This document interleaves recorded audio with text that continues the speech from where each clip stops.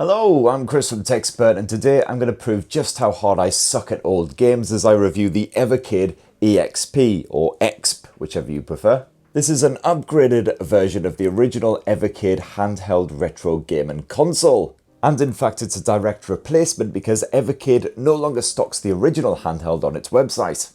The Evercade EXP will cost you £129, €149 or $149 dollar bills, y'all, so quite a bit more than the first console. But enough waffle, let's crack on with the review, and for more on the latest and greatest tech, please do subscribe and ding that notifications bell. Cheers!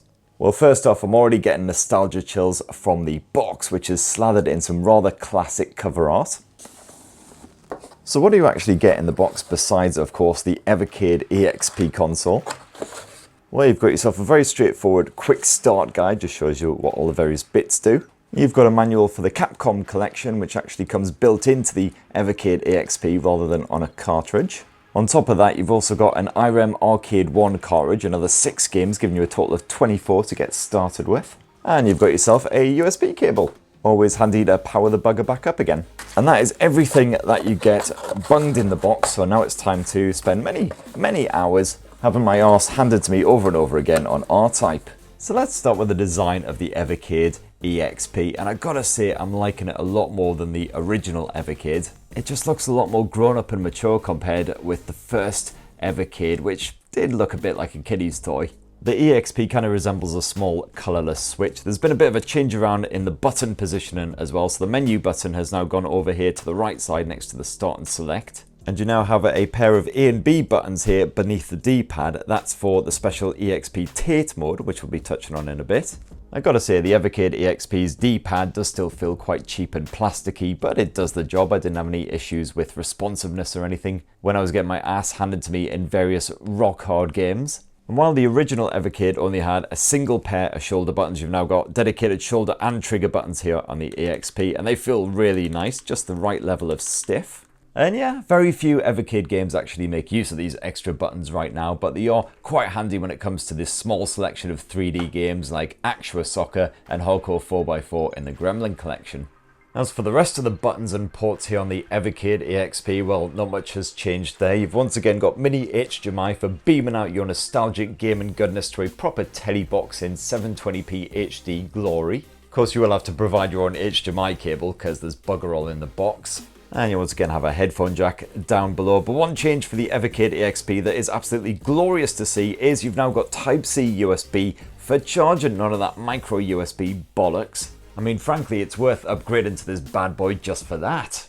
Now, when you boot up your Evercade EXP, you are chucked straight into the UI, which is very easy to navigate and learn your way around.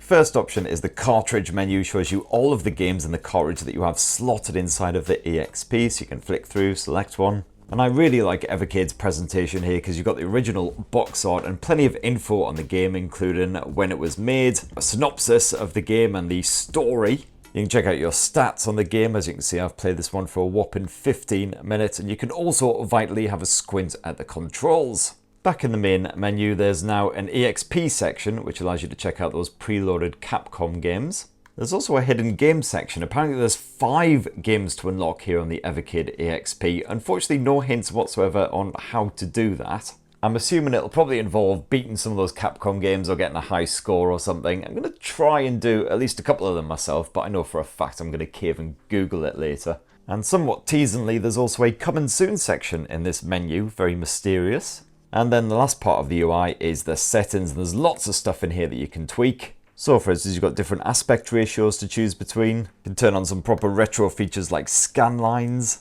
You've also got a small selection of themes you can choose between. Jazz up the colours a bit. There is an accessibility section with a high contrast mode, which is good to see. And in here is also where you can check to see if there's any firmware upgrades for your Evercade EXP. And there is also a secret section hidden away at the bottom of the settings where you can enter a secret code. Again, I've got no idea what these codes actually are. You know what, screw it, I'm just Googling it. Okay, let's try a couple of these. And so entering some of these codes just brings up a silly little message or a picture, but a couple of the codes actually unlock 2 of those secret hidden games on the EXP. You've got Gribbly's Day Out and Kubo 1 and 2, so extra little bonus there. Now the Evercade EXP's 4.3-inch IPS screen is the same size as the original console, but now you've got a sharper 800 by 480 pixel resolution. I really didn't like the display on the original Evercade because the viewing angles were woeful. It just reminded me of smartphones from about 2009.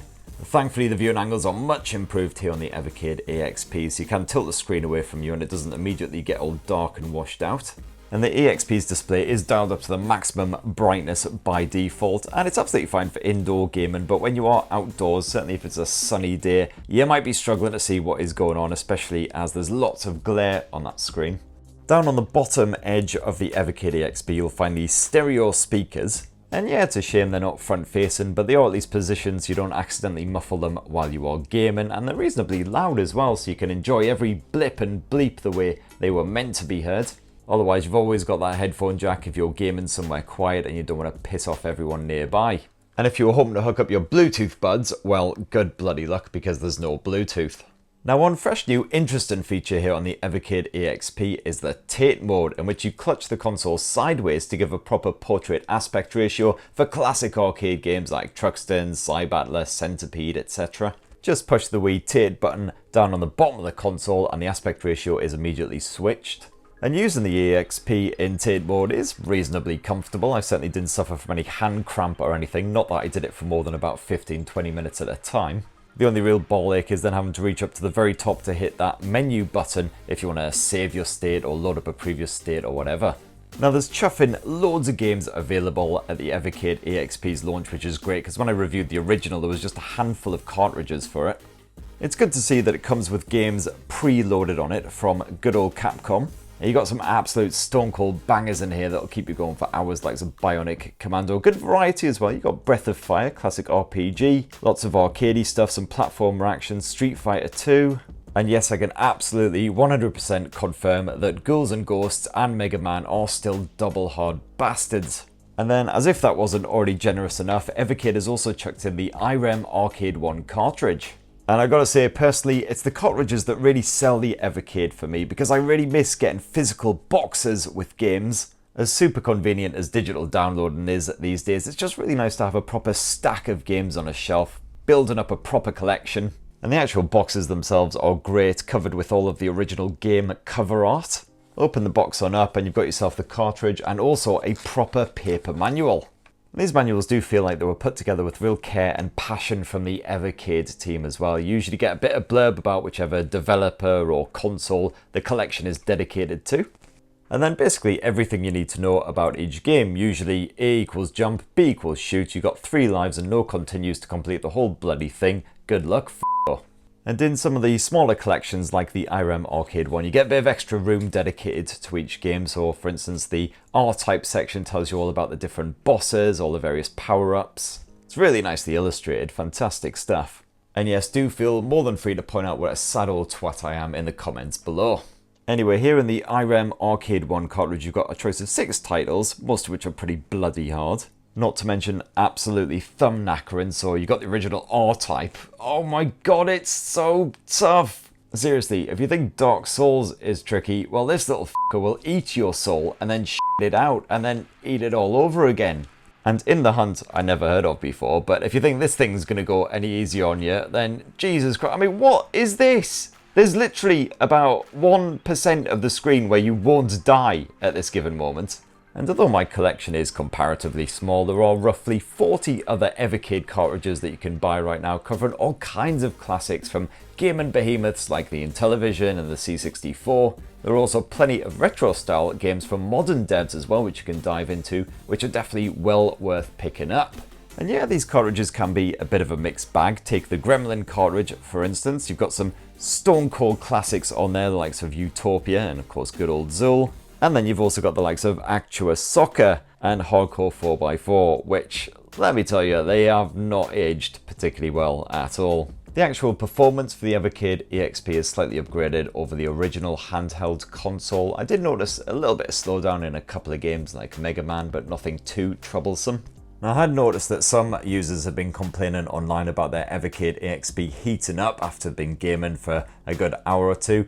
And while the back end of my EXP review unit did certainly get a little bit toasty after lots of playtime, it didn't get troublesomely hot. It certainly got nothing on the likes of the Steam Deck. And when you are playing a game, you can dive into the menu with a quick push of that handy menu button, and this allows you to quick save the game at any point. You can also load your previous save, and then you've also got 6 save slots for each game. Very handy indeed, especially for these really tricky titles if you actually want to see that end screen. You can also quickly check out the controls at any point. Sadly, there's no way of remapping them, although some of the games do allow you to customize the controls inside their own main menus. Now you've also got display settings that you can quickly piddle about with inside as well, including the likes of the scan lines. You can change up the bezels. As for the battery life, well, you've got a 3000 mAh capacity cell crammed inside of the Evercade EXP. And while Evercade reckons you'll get around 5 to 6 hours of gaming from a full charge, I found it was actually more like 3.5 to 4. Now the biggest annoyance is a lack of a battery percentage on the actual indicator on the main screen, although it does at least start flashing with an exclamation mark when it's almost dead.